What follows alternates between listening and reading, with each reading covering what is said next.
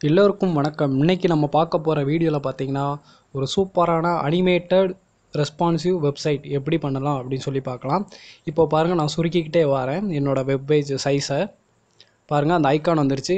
இப்போ நான் அந்த பட்டை போட்டிருக்கு பார்த்தீங்களா, அதாவது ஹேம்பர்கர் அப்படின்னு சொல்லுவாங்க. அதை கிளிக் பண்ணும்போது சைடில் இருந்து இந்த நேவ் பார்லாம் எட்டி பார்க்குற மாதிரி ஸ்வைங் ஸ்வைங் அப்படின்னு சொல்லி நானாக ஒரு அனிமேஷன் வந்து க்ரியேட் பண்ணியிருக்கேன்.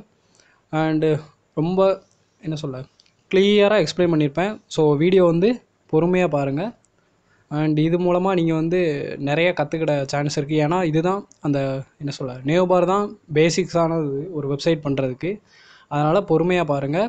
அண்டு ஜாவா ஸ்கிரிப்ட் வந்து யூஸ் பண்ணியிருக்கேன். HTML CSS Java script use பண்ணியிருக்கேன். ஸோ ரொம்ப ரொம்ப ஈஸியாக தான் இருக்கும். அண்ட் மறக்காமல் நம்ம சேனலை சப்ஸ்கிரைப் பண்ணிக்கோங்க. ஸோ வாங்க வீடியோக்குள்ளே போகலாம்.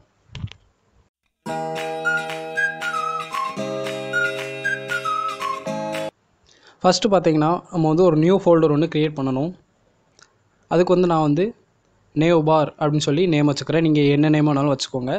நெக்ஸ்ட் என்னோடய விசுவல் ஸ்டுடியோ கோடில் போய்ட்டு ஓப்பன் ஃபோல்டர் கொடுத்துட்டு அந்த நேவ் பார் அப்படிங்கிற ஃபோல்டரை வந்து நான் வந்து ஓப்பன் பண்ணிக்கிறேன்.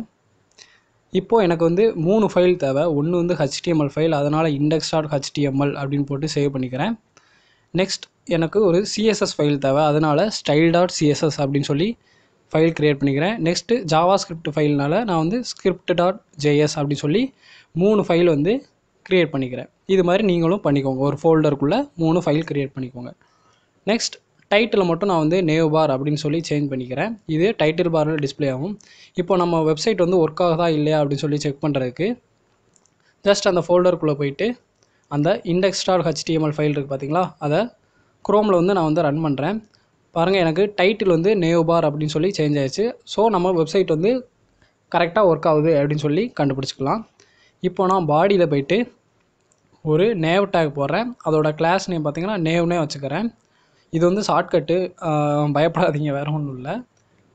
நீங்கள் நேவ் டாட் வச்சுட்டு என்ன நேம் கொடுக்கீங்களோ அது வந்து கிளாஸாக வந்து வந்துடும். இப்போ நான் இதில் வந்து என்ன பண்ண போகிறேன்னா 3 கேட்டகரியாக பிரிக்கிறேன். ஃபஸ்ட்டு வந்து லோகோ.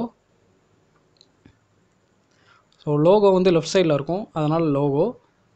அதுக்கப்புறம் இன்னொரு கேட்டகரி என்ன அப்படின்னு சொல்லி பார்த்தீங்கன்னா நம்மளோட அந்த நேவ் பார்ஸ். ஸோ அதனால் நான் வந்து ஒரு 5 லிஸ்ட்டு வந்து க்ரியேட் பண்ணிக்கிறேன். ஒன்று அன்ஆர்டர் லிஸ்ட்டுக்குள்ளே ஒரு 5 லிஸ்ட்டு க்ரியேட் பண்ணுறேன். அதுக்குள்ளே ஆங்கர் டேக் போட்டுக்கிறேன். ஹெச்ரஃப்ங்கிறது பாத் நேம் வந்து கொடுக்கணும். நான் வந்து ஹேஷ்னு போடுறேன். ஹேஷ்னால் எந்த இதுவும் குறிக்காது, திரும்பியும் அதே பேஜுக்கு வா அப்படின்னு சொல்லி அர்த்தம். இப்போ ஃபஸ்ட்டு வந்து ஹோம் போட்டுக்கிறேன். பாருங்கள், 5 லிஸ்ட்டு க்ரியேட் ஆயிடுச்சு. ஒரு ஆங்கர் டேக் வந்து எனக்கு க்ரியேட் ஆயிடுச்சு. இது மாதிரி நான் வந்து 5 இது வந்து க்ரியேட் பண்ண போகிறேன். நீங்கள் என்ன வேணாலும் கொடுத்துக்கலாம். ஸோ அதனால் ஆட்டையை போட்டு அப்படியே பேஸ்ட் பண்ணிக்கிறேன். ரெண்டாவது அபவுட் போட்டுக்கலாம். மூணாவது கான்டாக்ட் வச்சுக்கலாம். நாலாவது வந்து சர்வீசஸ். அண்ட் லாஸ்ட் ஒன்று வந்து பார்த்திங்கன்னா ப்ராஜெக்ட்ஸ் அப்படி சொல்லி நானாக சும்மா ஏதோ வச்சுருக்கேன். நீங்கள் என்ன வேணாலும் வச்சுக்கோங்க. இப்போ பாருங்கள், எனக்கு 5 லிஸ்ட்டு வந்து க்ரியேட் ஆயிடுச்சு வெற்றிகரமாக. அதுக்கப்புறம் மூணாவது கேட்டகரி என்ன அப்படின்னு பார்த்தீங்கன்னா அந்த ஹேம்பர்கர் ஐக்கான், அதாவது அந்த பட்டை போட்டுருந்துச்சு பார்த்தீங்களா, அந்த ஐக்கான் வந்து நான் வந்து க்ரியேட் பண்ணுறேன். ஸோ அதுக்காக ஒரு டிவிஷனில் போயிட்டு பட்டைக்கு வந்து நம்மளுக்கு என்னது 3 லைன் தேவையா, அதனால் நான் வந்து ஸ்பேனில் போயிட்டு ஒரு 3 லைன் அப்படின்னு சொல்லி கிளாஸ் வந்து கொடுத்துக்கிறேன். ஸோ 3 ஸ்பேன் வந்து க்ரியேட் பண்ணிக்கிறேன். அதோட கிளாஸ் நேம் பார்த்திங்கன்னா லைன் அப்படின்னு சொல்லி வச்சுக்கிறேன். ஸோ இப்போ நம்ம வந்து 3 கேட்டகரியாக வந்து பிரித்தாச்சு. ஓகேவா, ரைட். இப்போது HTML பார்ட் வந்து முடிஞ்சிருச்சு. இப்போ நம்ம CSSக்கு போகலாம். அதுக்கு முன்னாடி நான் வந்து CSSஸை லிங்க் பண்ணிக்கிறேன். So link tag related to style sheet ஹெச்ரஃபில் போய்ட்டு அந்த ஃபைல் நேமை போட்டிங்கன்னா உங்களுக்கு வந்து லிங்க் ஆயிரும். நெக்ஸ்ட் ஜாவா ஸ்கிரிப்ட் ஃபைலையும் நான் வந்து லிங்க் பண்ணிக்கிறேன். இது எங்கே பார்த்தீங்கன்னா நான் பாடிக்கு மேலே, அதாவது லாஸ்ட்டாக வந்து நான் கொடுத்துக்கிறேன். ஸோ ஸ்கிரிப்டில் போய்ட்டு சோர்ஸ்ன்னு கொடுத்துட்டு அந்த ஃபைல் நேம் என்னவோ அதை வந்து கொடுத்திங்கன்னா script.jsன்னு சொல்லியிருக்கனால நான் வந்து அப்படியே அந்த சோர்ஸ்குள்ளே போட்டுக்கிறேன். இப்போ நான் ஸ்டார் கொடுத்துட்டு மார்ஜின் 0 அப்படின்னு சொல்லி கொடுத்தேன்னா இந்த ஸ்டார் எதை குறிக்கும் அப்படின்னு சொல்லி பார்க்கலாம். பாருங்கள், 2 சைடும் கேப் இருக்கா. இப்போ நான் ரெஃப்ரெஷ் பண்ணுறேன், கேப்பெல்லாம் போயிடுச்சு. இந்த ஸ்டார் அப்படிங்கிறது எதை குறிக்குது அப்படின்னு சொல்லி பார்த்தீங்கன்னா எல்லா டேக்ஸையுமே குறிக்கும். HTML ஹெட்டு பாடி எல்லா டேக்ஸையுமே குறிக்கும். ஸோ டிஃபால்ட்டாக உள்ள மார்ஜின்லாம் எடுத்து விடுறது தான் அந்த ஸ்டார் அப்படின்னு சொல்லி போட்டிருக்கேன். இப்போ நான் ஃபாண்ட் ஃபேமிலி வந்து சான்ஸ் செரிஃப்னு போட்டோடனே ஃபாண்ட்டெல்லாம் சேஞ்ச் ஆயிடுச்சு. நெக்ஸ்ட் டெக்ஸ்ட் டெக்கரேஷன் வந்து நன் அப்படின்னு சொல்லி கொடுக்குறேன். ஏன் அப்படின்னா எனக்கு அந்த கோடாக இருக்குது பார்த்தீங்களா, அதெல்லாம் வேணாம் அப்படிங்கிறதுக்காக டெக்ஸ்ட் டெக்கரேஷன் வந்து நன்னு கொடுத்துக்கிறேன். அப்புறம் அந்த புள்ளியாக இருக்குல்ல, ஸோ அது வந்து எனக்கு தேவையில்லை. அதனால் லிஸ்ட்டு ஸ்டைல் வந்து நன்னு கொடுத்தீங்கன்னா உங்களுக்கு அந்த புள்ளி எல்லாமே மறைஞ்சிரும். இப்போ நம்மளுக்கு இருக்கிறது என்னென்னா அந்த லோகோவும் அப்புறம் அந்த நேவ் பார் மட்டும்தான். ஃபாண்ட் ஒயிட்டு போல்டுன்னு போட்டேன்னா எல்லாம் குண்டு குண்டாயிரும். பாருங்கள், எல்லாம் குந்தாணி ஆயிடுச்சு. நெக்ஸ்ட் இந்த நேவுக்கு வந்து நம்ம கொஞ்சம் ஸ்டைல் பண்ணலாம். ஸோ கிளாஸ்னால் டாட் வச்சுட்டு நேவ் அப்படின்னு சொல்லி போட்டுக்கிறேன். வித்து பார்த்திங்கன்னா ஃபுல் வித் வேணும், அதனால் 100% அப்படின்னு சொல்லி போட்டுக்கிறேன். ஸோ இப்படி கொடுக்கும்போது வித்து வந்து எனக்கு ஃபுல்லாக அடைச்சிரும். நெக்ஸ்ட் ஹைட் வந்து கொஞ்சம் கொடுத்துக்கிறேன். அதோட சைஸ் எவ்வளவோ நீங்கள் வந்து கொடுத்துக்கோங்க, 50 பிக்சல்ஸ் அப்படி சொல்லி நான் வந்து கொடுத்துக்கிறேன். இந்த அளவுக்கு வந்து எடுத்துக்கிறோம். அதாவது 50 பிக்சல் எவ்வளோன்னு எனக்கு கண்ணுக்கு தெரில. ஸோ நம்ம வந்து பேக்ரவுண்ட் கலர் ஏதாவது போட்டால் வந்து அதோட ஹைட் வித் வந்து தெரியும். ஸோ என்னோடய ஃபேவரட் பிளாக் வந்து போட்டுக்கிறேன். பார்த்தீங்களா, இதுதான் 50 பிக்சல். ஸோ இதுக்குள்ளே தான் நான் எல்லாமே உள்ளே போட்டு தூக்கி போட போகிறேன். நெக்ஸ்ட் என்ன பண்ணலாம் அப்படின்னா, இந்த ஸ்பேன், அதாவது அந்த லோகோ இருக்குது பார்த்தீங்களா, அதுக்கு கொஞ்சம் ஸ்டைலிங் பண்ணலாம். ஸ்பேனை தூக்கி போட்டேன். இதுக்குள்ளே என்ன பண்ணலாம், ஃபாண்ட் சைஸை கொஞ்சம் பெருசாக்கலாம். அதுக்கு முன்னாடி கலர் வந்து போட்டுக்கிறேன், அப்போ தான் உங்களுக்கு வந்து தெரியும். எல்லோ அப்படின்னு சொல்லி வச்சுக்கிறேன். நீங்கள் என்ன கலர் வேணாலும் கொடுத்துக்கோங்க, மங்களகரமாக இருக்கட்டும்னு சொல்லி போட்டிருக்கேன். ஃபாண்ட் சைஸ் பார்த்திங்கன்னா 1.5 rem. 1 remனா 16 பிக்சல். அப்போது ப்ளஸ் 8 வந்து 24 பிக்சல் வந்து அந்த லோகோவுக்கு வந்து நான் வந்து கொடுத்துருக்கேன். நெக்ஸ்ட் இதை சென்டரில் கொண்டு வரதுக்கு ஒரு ட்ரிக் இருக்குது, அது என்னன்னு சொல்கிறேன். பேடிங் லெஃப்ட்னா கொஞ்சம் சோரை ஒட்டி இல்லாமல் கொஞ்சம் லெஃப்ட் சைடு வந்து தள்ளி வச்சுருக்கேன். இதை எப்படி சென்டரில் கொண்டு வரலாம் அப்படின்னு சொல்லி பார்த்தீங்கன்னா, லைன் ஹைட் அப்படின்னு சொல்லி ஒரு ஆப்ஷன் இருக்குது. லைன் ஹைட் என்னென்னா, அந்த ஹைட்டு என்னவோ அதை வந்து நீங்கள் கொடுக்கணும். இப்போ ஹைட் வந்து 50 பிக்சல்னால இங்கே லைன் ஹைட் வந்து நான் 50 பிக்சல் கொடுத்தேன்னா ஆட்டோமேட்டிக்காக வந்து சென்டரில் வந்து உட்காந்துக்கணும். அதாவது இந்த 50 பிக்சலையும் சேர்த்து வந்து இது வந்து ஆக்குபை பண்ணிக்கிடும் அந்த லோகோ அப்படிங்கிறது. ஓகேவா, இது ஒரு சிம்பிள் ட்ரிக், ஞாபகம் வச்சுக்கோங்க. நெக்ஸ்ட் பார்த்தீங்கன்னா அன்ஆர்டர் லிஸ்ட்டுக்கு ஸ்டைல் பண்ணலாம். ஸோ நேவில் உள்ள அந்த யூஎல் அப்படின்னு சொல்லி போட்டு நீங்கள் யூஎல்னு கூட போட்டுக்கலாம், பிரச்சனை கிடையாது. ஃப்ளோட் ரைட்னால் பறந்து போய் வலது பக்கம் போயிடும். என்ன இது எட்டி பார்க்குது. இப்போ இந்த 5 இது பார்த்தீங்களா, அப்படியே ரெஃப்ரெஷ் பண்ணுவோம், பார்த்தீங்களா இந்த சைடு வந்துருச்சு. ஸோ ஃப்ளோட்டுனா பறந்து வந்து எங்கே லெஃப்ட் போட்டிங்கன்னா லெஃப்ட்டு, ரைட்டு போட்டிங்கன்னா ரைட்டு, அங்கே போய் உட்காந்துக்கிடும். நெக்ஸ்ட் பேடிங் கொஞ்சம் கொடுத்து பார்க்கேன். 15 pixel top and bottom, 10 pixel left and right. ஏதாவது ஒரு வேலையை காட்டுதான்னு பார்க்கலாம். கொஞ்சம் டவக்கடு இறங்கி வந்துச்சு, எதுக்குன்னு தெரியல. ஸோ இப்போ பேடிங் வந்து தேவையில்ல, கமெண்ட் பண்ணி வச்சுக்கிறேன். எப்பவும் போலயே இருக்கட்டும், ஒட்டி இதை வந்து நம்ம வந்து ஒரே லைனில் கொண்டு வரலாம். இப்போ வந்து பிளாக்டு எலமெண்ட்டாக இருக்குது, அதாவது 1 by 1 இருக்குது. ஸோ அதனால் ஒரே எலமெண்ட்டாக எப்படி ஒரே லைனில் கொண்டு வரலாம் அப்படின்னு சொல்லி பார்த்தீங்கன்னா, யூஎல்ல உள்ள எல்ஐ அப்படின்னு சொல்லி போட்டுக்கலாம். அந்த லிஸ்ட்டை வந்து நான் வந்து இன்லைன் பிளாக்காக மாற்ற போகிறேன். பிளாக்காக இருக்குது, பிளாக்னா செங்கல் மாதிரி ஒவ்வொன்றா கீழே இருக்குது. இப்போ செங்கலை வந்து சறுக்க வைக்கிறேன், பாருங்கள் எல்லாமே ஒவ்வொன்றா தள்ளி வந்துருச்சு. நெக்ஸ்ட் என்ன பண்ண போகிறேன், நான் மார்ஜின் வந்து கொடுத்துக்கிறேன். கொஞ்சம் தள்ளி இருந்தால் நல்லாயிருக்கும். 0 pixel top and bottom, 10 pixel left and right. பார்த்தீங்களா, கொஞ்சம் கேப் விட்டுருக்கு, 10 பிக்சல் லெஃப்ட்டும் ரைட்டும் சேர்ந்து. அதுக்கப்புறம் என்ன பண்ணலாம் அப்படின்னு பார்த்தீங்கன்னா, இதை வந்து இதே மாதிரி நான் வந்து சென்டரில் கொண்டு வர போகிறேன். ஸோ அதுக்கு நான் சொன்ன ட்ரிக்கு தான் லைன் ஹைட். அது என்னது 50 பிக்சல், அதோட சைஸ் என்னவோ அந்த சைஸை போட்டிங்கன்னா உங்களுக்கு வந்து எல்லாம் சென்டரில் வந்துடும். பார்த்தீங்களா, எல்லாம் கஜக்குன்னு சென்டரில் வந்து உட்காந்துக்கிடுச்சு. நெக்ஸ்ட் இந்த பேடிங் எடுத்து விட்டு பார்க்கேன், இப்போது எங்கே போகுதுன்னு பார்க்கலாம். படக்குன்னு கீழே தான் தொங்குது. ஸோ நம்மளுக்கு அந்த பேடிங் வந்து தேவையில்லாத வேலை, நான் வந்து அதை தூக்கிடுறேன். போயிட்டு வா. ஸோ பேடிங் எடுத்து விட்டேன். இப்போ பார்க்கும்போது நம்மளுக்கு வந்து ஒரே லைனில் இருக்குது. ஸோ அந்த கண்ணு தெரில அந்த லிஸ்ட்டு வந்து, அதனால் நம்ம வந்து கலர் வந்து சேஞ்ச் பண்ணிக்கலாம். இப்போது பேடிங் லெஃப்ட்டு கொடுத்த மாதிரி இந்த சைடு ரைட் சைடு இருக்கனால மார்ஜின் ரைட், நீங்கள் மார்ஜின் போடலாம் பேடிங் போடலாம், பிரச்சனை கிடையாது. மார்ஜின் ரைட் ஒரு 20 பிக்சல், ரெண்டு சைடும் ஈக்குவலாக இருக்கும். லெஃப்ட் சைடும் 20 பிக்சல் கேப்பு, ரைட் சைடும் 20 பிக்சல் கேப்புன்னு சொல்லி நான் வந்து கொடுத்துருக்கேன். நெக்ஸ்ட் லிஸ்ட்டுக்குள்ளே உள்ள அந்த ஆங்கர் டேக்கை வந்து நம்ம கொஞ்சம் ஸ்டைலிங் பண்ணலாம். ஸோ இதை அப்படியே தூக்கி இங்கே போட்டு ஒரு ஏவை மட்டும் ஆட் பண்ணிக்கிறேன். இதுக்கு கலர் வந்து சேஞ்ச் பண்ணிக்கிறேன், ஒயிட், பிளாக் அண்ட் ஒயிட்டில் தான் நல்லாயிருக்கும், அதனால் ஒயிட்டில் வச்சுக்கிறேன். பாருங்கள், பளிச்சிடும் வெண்மை, நல்லாயிருக்கு. நெக்ஸ்ட் என்ன பண்ண போகிறேன்னா பேடிங் கொடுத்துக்கிறேன், கொஞ்சம் கேப் இருக்கட்டும். 15 pixel top and bottom, 10 pixel left and right. பாருங்கள் கேப் நல்லாவே இருக்குது, பார்க்கவும் கனகச்சிதமாக இருக்குது. நெக்ஸ்ட் என்ன பண்ண போகிறேன்னா, இது வந்து நான் வந்து ஹோவர் எஃபெக்ட் வந்து கொஞ்சம் ஆட் பண்ண போகிறேன். ஸோ அந்த ஆங்கர் வந்து ஹோவர் பண்ணும்போது எனக்கு கலர் வந்து என்ன ஆகணும் அப்படின்னு சொல்லி பார்த்தேன்னா, அந்த லோகோ கலர் என்னவோ அதை வந்து நான் வச்சுக்கிறேன், எல்லோ அப்படின்னு சொல்லி வச்சுக்கிறேன். பார்க்கலாம், பாருங்கள் மஞ்சள் கலரில் கன்றாவியாக தான் இருக்குதுன்னு நினைக்கிறேன். நீங்கள் தான் சொல்லுங்கள் கமெண்டில். நான் சும்மா ஒரு நல்லா இருக்கட்டும் அப்படின்னு சொல்லி ஒரு ரெஃபரன்ஸ்க்காண்டி தான் அந்த கலர் வந்து கொடுக்குறேன். நீங்கள் ஒரு வெப்சைட் பண்ணும்போது நல்லா பக்காவாக கலர் வந்து சூஸ் பண்ணிக்கோங்க. பார்டர் பாட்டமும் கொடுத்துருக்கேன் பாருங்கள், அடியில் வந்து ஒரு கோடும் வந்துருச்சு. அண்ட் பார்க்கவே எப்படியோ இருக்குது, நீங்கள் தான் சொல்லணும் அதை. தென் இது வந்து பாருங்கள், நான் வந்து கொஞ்சம் சுருக்கி காட்டுறேன். இங்கே வந்து காணா போயிடுது. ஏன் அப்படின்னு சொல்லி பார்த்தீங்கன்னா, நான் வந்து வித்து வந்து 100% சொல்லி கொடுத்தனால இது வந்து ஓவர் ரைட் ஆகுது, அதாவது மேலே வந்து மறைச்சிக்கிடுது. ஓகேவா, அதனால தான் அது வந்து நான் சுருக்கும் போது வந்து காணா போயிடுது. இப்போது நம்ம ரெஸ்பான்சிவில், அதாவது சுருக்கும் போது 1 by 1, அதாவது அந்த பட்டன் எல்லாம் எப்படி வைக்கலாம் அப்படின்னு சொல்லி பார்க்கலாம். ஸோ மேக்ஸிமம் வித்து பார்த்திங்கன்னா 768 பிக்சல். இது வந்து டேப்லெட்டுக்கான வியூ. இது எப்படி கண்டுபிடிக்க அப்படின்னு சொல்லி பார்த்தீங்கன்னா, ரைட் கிளிக் பண்ணி இன்ஸ்பெக்ட்னு கொடுங்க. மேலே பார்த்தீங்களா 1032 அப்படின்னு சொல்லியிருக்கு, அதுதான் பிக்சல்ஸ்.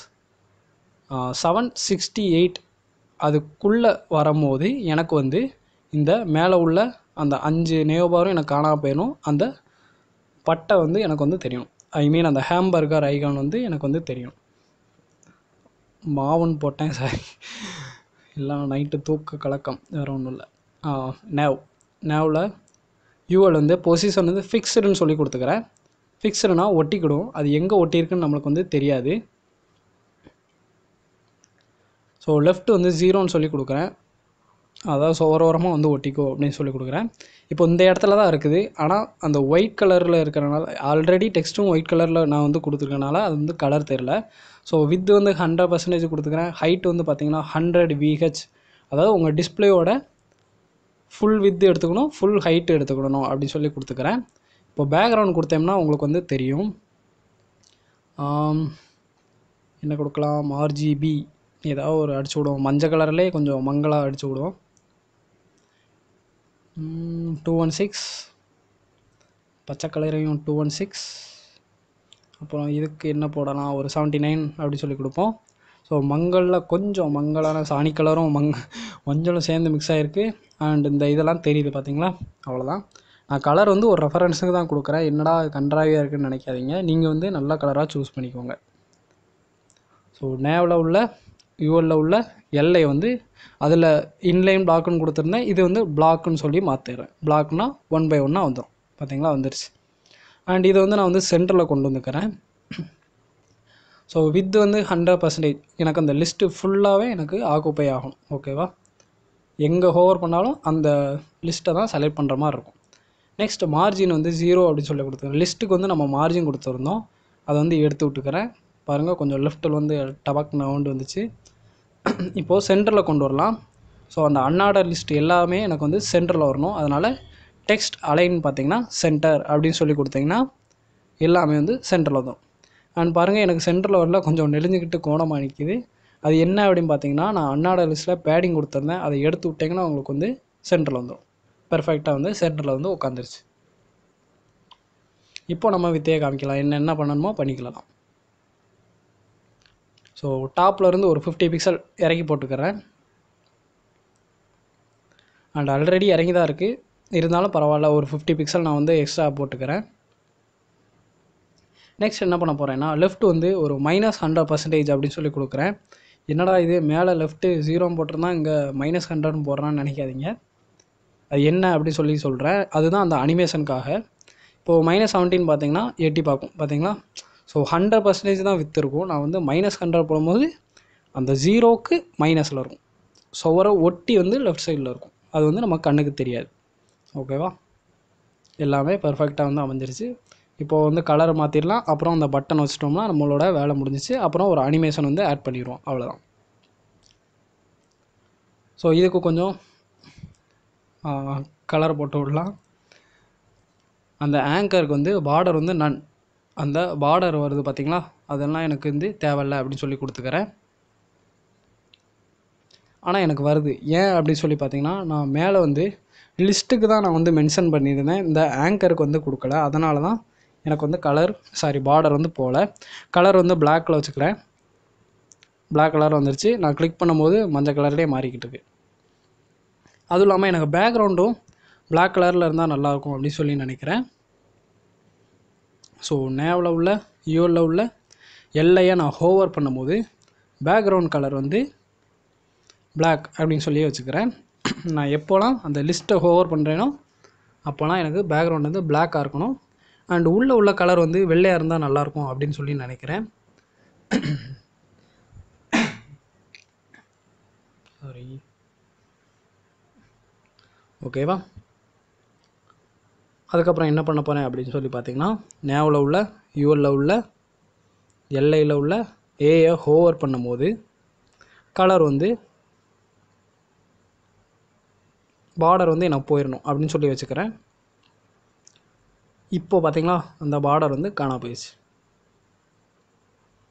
அந்த லிஸ்ட்டை ஹோவர் பண்ணும்போது அந்த ஆங்கரை ஹோவர் பண்ணும்போது எனக்கு வந்து பார்டர் வந்து ஓடிடணும் அப்படின்னு சொல்லி வச்சுக்கிறேன். நெக்ஸ்ட் என்ன பண்ண போகிறேன் அப்படின்னு சொல்லி பார்த்தீங்கன்னா, அந்த நேவில் உள்ள யூவில் உள்ள ஸ்லைடர் அப்படின்னு சொல்லி ஸ்லைடுன்னு சொல்லி ஒரு எக்ஸ்ட்ரா வந்து ஒரு கிளாஸ் வந்து ஆட் பண்ணுறேன். இது என்னடா புதுசாக ஸ்லைடுன்னு சொல்லி நம்ம எங்கேயுமே எழுதலையே, இவன் என்னத்தையோ போட்டுக்கிட்டு இருக்கான் அப்படின்னு சொல்லி நினைக்காதீங்க. நான் வந்து இதோட வேலையை வந்து கடைசியை நான் வந்து சொல்கிறேன். அது எந்த எஃபெக்ட்டுமே காட்டாது. இன்னொரு எரர் இருக்குது பார்த்தீங்களா, நான் சைடில் கிளிக் பண்ணும்போது உள்ள கலர் வந்து மாறலை. ஸோ அதை எப்படி மாற்றலாம் அப்படின்னு சொல்லி பார்க்கலாம்.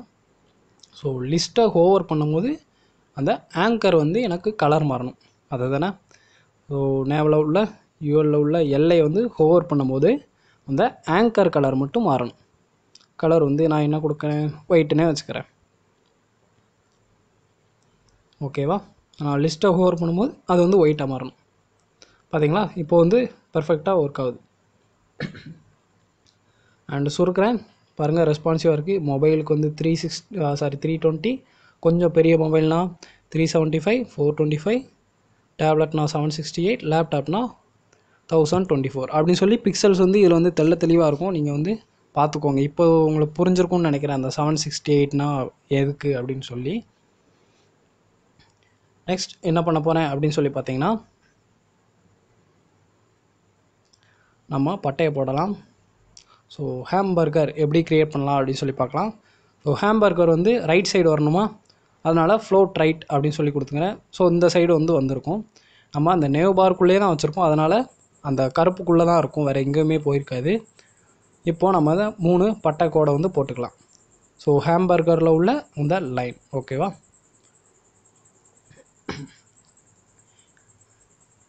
ஸோ லைன் சொல்லி நான் வந்து கால் பண்ணாலே 3 லைன் வந்து எனக்கு வந்து வேலையை காட்டும். வித்து வந்து பார்த்திங்கன்னா ஒரு 15 பிக்சல் கொடுத்துக்கிறேன். ஹைட் வந்து ஒரு 5 பிக்சல் கொடுத்துக்கிறேன். பேக்ரவுண்ட் பார்த்திங்கன்னா ஒயிட், வெள்ளை கலரில் பட்டை போடலாம். பார்த்திங்களா, பட்டை 3 சேர்ந்து ஏதோ டப்பா மாதிரி இருக்குது. இப்போது நம்ம அதை வந்து பிரிச்சிடலாம், ஒட்டி இருக்கிறத.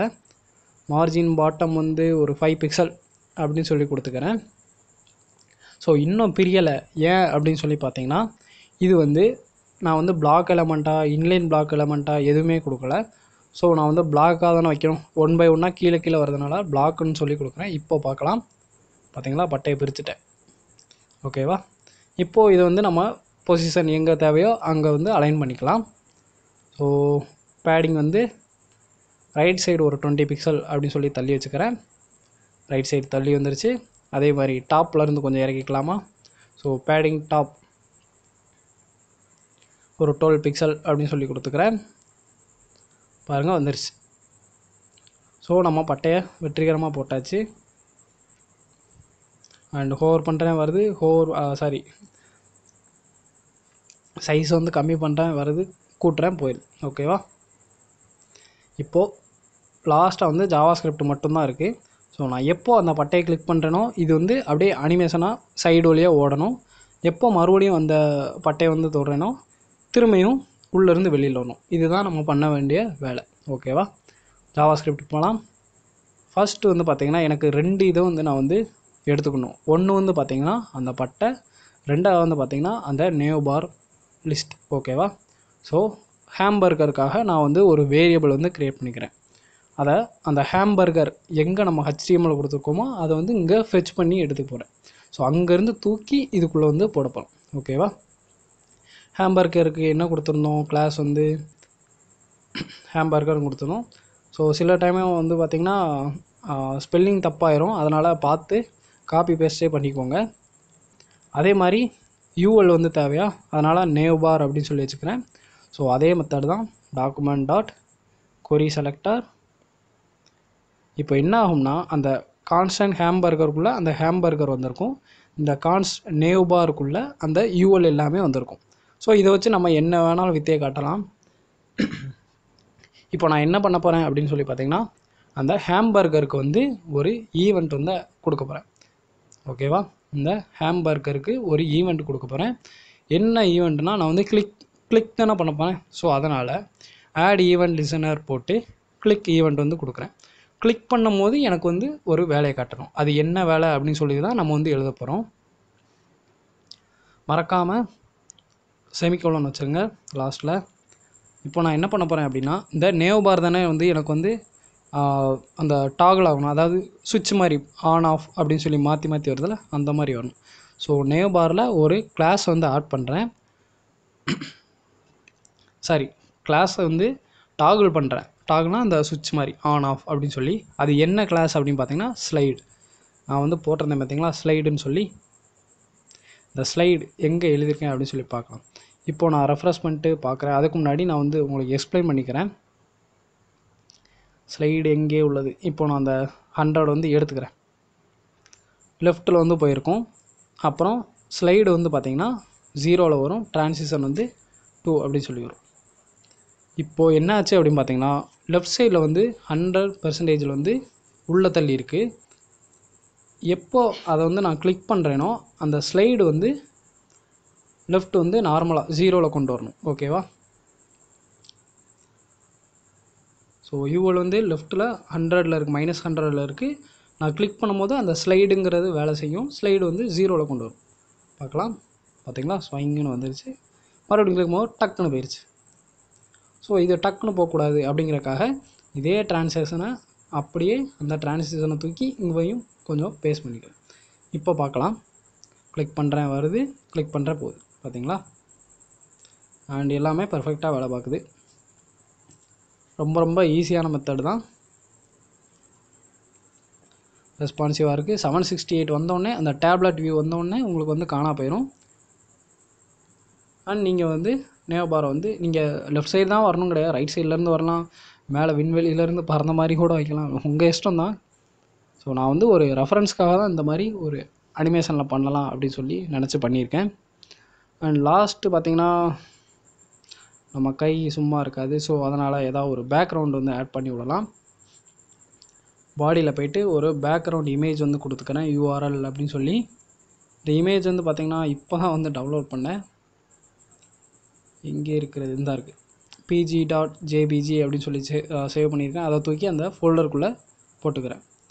அந்த ஃபோல்டரில் பார்த்திங்கன்னா அந்த இமேஜும் சேர்ந்து வந்திருக்கும். பார்த்திங்களா? 4வது அன்னைக்கு இங்கே அந்த URLக்குள்ளே நான் வந்து போட்டுக்கிறேன் அந்த இமேஜை. pg.jpg அப்படின்னு சொல்லி போட்டுக்கிறேன். கீழே வந்து கோடு வந்திருக்கா, அப்போ வந்து அந்த இமேஜ் வந்து பெர்ஃபெக்டாக லிங்க் ஆயிடுச்சு அப்படின்னு சொல்லி அர்த்தம். பாருங்கள், இமயமலையா என்ன மலைன்னு தெரில, ஏதோ ஒரு மலையை வந்து துணிச்சு விட்ருக்கேன். அண்ட் பார்த்திங்களா? ரொம்ப ரொம்ப சிம்பிளான மெத்தட் தான். நீங்களும் ட்ரை பண்ணி பாருங்கள். அண்டு இன்னும் புது புது வீடியோ வந்து ரெடி பண்ணிகிட்டே தான் இருக்கேன். HTML tutorial, CSS tutorial, JavaScript tutorial, basic to advance ஃபுல்லாக வந்து எடுக்கலாம் அப்படின்னு சொல்லி நினச்சிருக்கேன். எல்லாம் உங்கள் சப்போர்ட் தேவை. ஸோ முடிஞ்ச வரை உங்கள் ஃப்ரெண்ட்ஸ் எல்லாருக்குமே ஷேர் பண்ணுங்கள். ஸோ உங்கள் சப்போர்ட் இல்லாமல் எதுவுமே பண்ண முடியாது. அப்புறம் நான் சும்மா தான் போட்டுக்கிட்டு இருக்க மாதிரி இருக்கும். ஸோ இதிலேருந்து ஏதாவது புதுசாக கற்றுக்கிட்டு இருந்திருப்பீங்க அப்படின்னு சொல்லி நம்புகிறேன். அண்டு அவ்வளோதான் இந்த வீடியோ. இந்த வீடியோ உங்களுக்கு பிடிச்சிருந்துன்னா மறக்காமல் லைக் பண்ணுங்கள், ஷேர் பண்ணுங்கள் அண்ட் கமெண்ட் பண்ணுங்கள். அண்ட் இது வரைக்கும் நம்ம சேனலை சப்ஸ்கிரைப் பண்ணாதவங்க மறக்காமல் சப்ஸ்கிரைப் பண்ணிக்கோங்க. அண்ட் கீழே உள்ள வாட்ஸ்அப் குரூப், டெலகிராம் குரூப் எல்லாருக்குமே ஷேர் பண்ணிக்கோங்க அண்ட் ஜாயின் பண்ணிக்கோங்க. ஸோ மேலும் புதிய புதிய வீடியோக்களுடன் அடுத்த வீடியோவில் பார்க்கலாம். பாய்.